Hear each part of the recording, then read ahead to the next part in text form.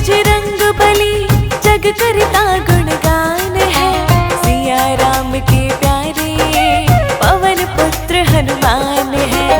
सिया राम के प्यारे पवन पुत्र हनुमान है। उड़कर सूरज तक पहुँचे थे इतने बड़े बलवान है। सिया राम के प्यारे पवन पुत्र हनुमान है। सिया राम के प्यारे पवन पुत्र हनुमान है। सिया राम के प्यारे पवन पुत्र हनुमान है।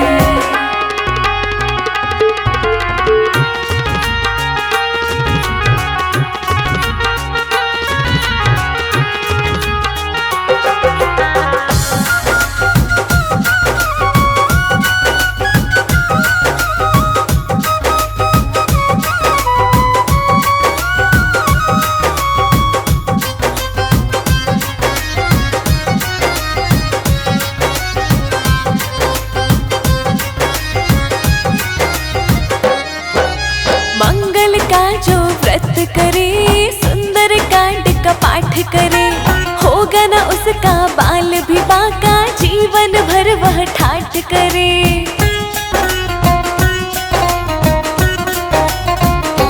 हो मंगल का जो व्रत करे, सुंदर कांड का पाठ करे, होगा न उसका बाल भी बांका, जीवन भर वह ठाठ करे।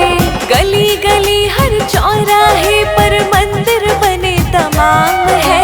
सिया राम के प्यारे पवन पुत्र हनुमान है। सिया राम के प्यारे पवन पुत्र हनुमान है। सिया राम के प्यारे पवन पुत्र हनुमान है।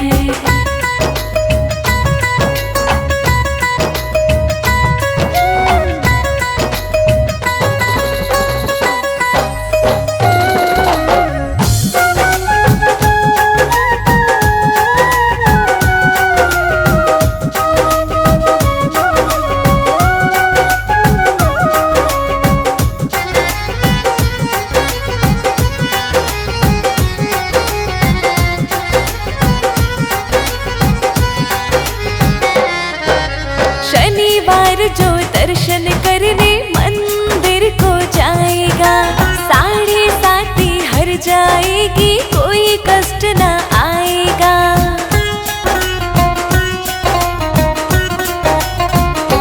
हो शनिवार जो दर्शन करने मंदिर को जाएगा, 7:30 हर जाएगी, कोई कष्ट न आएगा।